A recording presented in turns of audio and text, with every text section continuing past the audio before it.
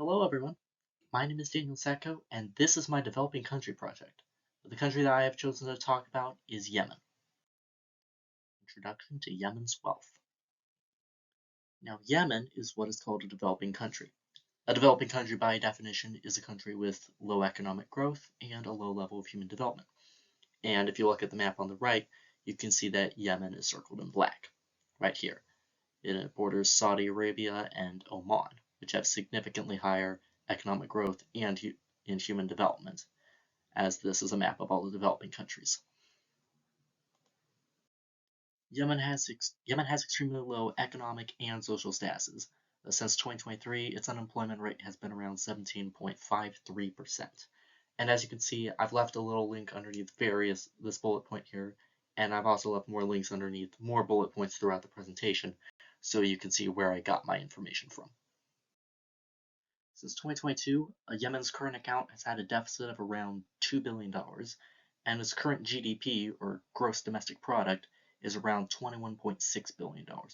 For reference, the United States of America has a GDP of around $25 trillion. According to the official website for Transparency International, Yemen is listed as the 5th most corrupt country in the world at this time, with a score of about 16 out of 100. For reference, the United States of America is the 24th least corrupt country in the world with a score of 69 out of 10. Without a doubt, Yemen is definitely a low-income country. Now, the two aspects of Yemen's economic struggles I want to talk about are its poverty rate and its human capital. I will first talk about the poverty rate. Poverty in Yemen. Now, as shown in this recreated graph over here, the poverty headcount ratio in Yemen at a rate of $2.15 a day is at 19.8% as of 2014. As shown, the ratio had nearly increased by about 30% between 1998 and 2005. Now, when I say it increased 30%, I mean the percentage was multiplied by 1.3. Likewise, it shifted almost 47% upward between 2005 and 2014. Significant amount. Of course, these numbers were recorded in 2014, a whole decade ago, so I looked around for more information. Yemen's current poverty rate is about 82.7% of its population, which is around 29 million people. Around 12% of these homeless are displaced, and 80% are lacking in clean water.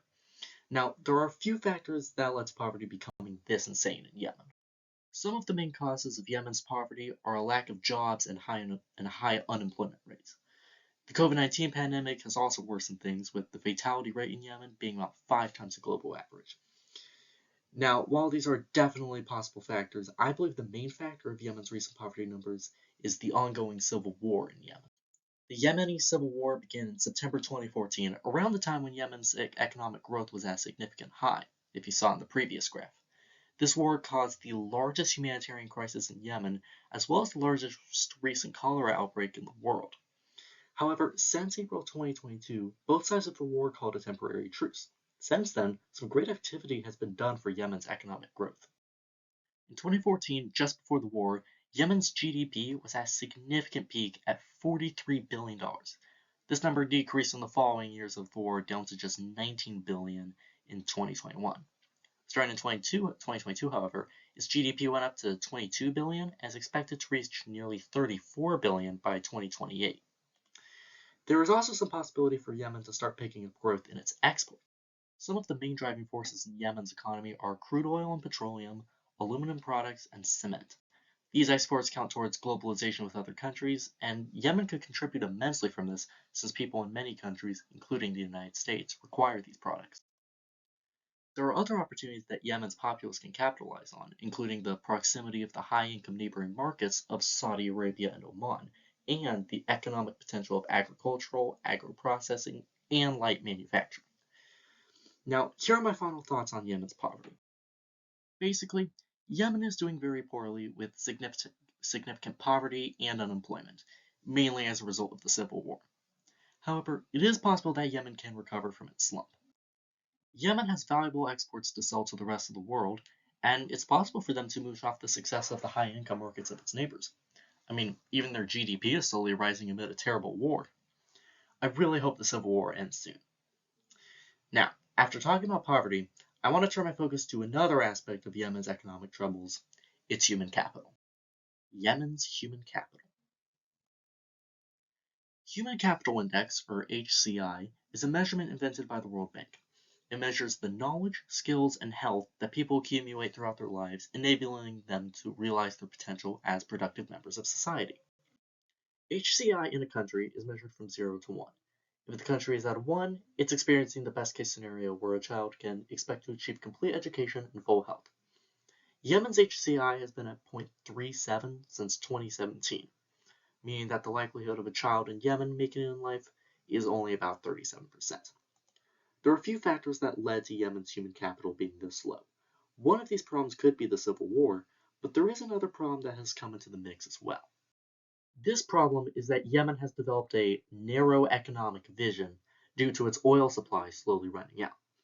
Between the war and the low quantity of petroleum, looking for things to get better seems ultimately futile. However, I believe there are a few workarounds to improving Yemen's capital rate. One idea to fix Yemen's capital is establishing microfinance institutions. The top organization helping Yemen today is the Yemen Emergency Human Capital Project, which has been slowly yet significantly improving Yemen's economy in various ways. Another idea for improving human capital is improving educational reforms. This could be accomplished by improving the link between Yemen's educational system and the country's job market.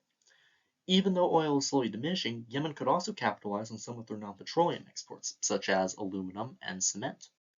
Just like with its poverty, Yemen's human capital is quite poor. It may be quite a while before Yemen performs well in both categories.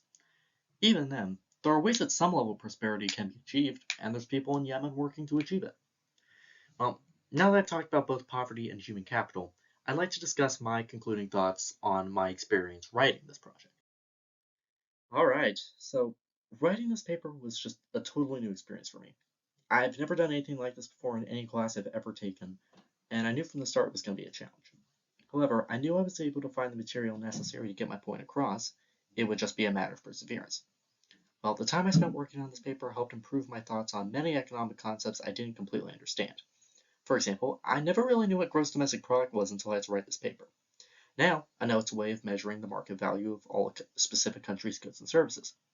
Work on this project also changed my views on what Yemen was like as a country. Honestly, I never thought much about Yemen except that it was the only country in the world that began with the letter Y. Now I know a lot more about the economic crisis it currently faces and how it's possible for it to rise up from that. I think my favorite parts of this project were looking up Yemen's exports and forming the graphs that were shown. When I found out I could recreate graphs in Word documents, I was really having a blast. I suppose there's a few valuable projects in the future that could benefit from my writing this project. Like, learning about various countries' economic crises would definitely be useful knowledge for a history teacher to have. Of course, that depends on if I'm planning on becoming a history teacher. I might. It's possible. And in the future, depending on the subjects I take in college, I could write a similar paper like this for a thesis project when I go to college in a few years. Overall, this project was enjoyable and challenging to accomplish. I hope this paper serves as useful knowledge for me in the future, and it probably will. If there was one thing I could change about this project, however, I would probably talk about a country I was more familiar with because finding information on Yemen was not an easy feat. To finish things up, here are the works cited in my presentation. Just get a good look at that. Here are some more. And here are the images that I used in the presentation.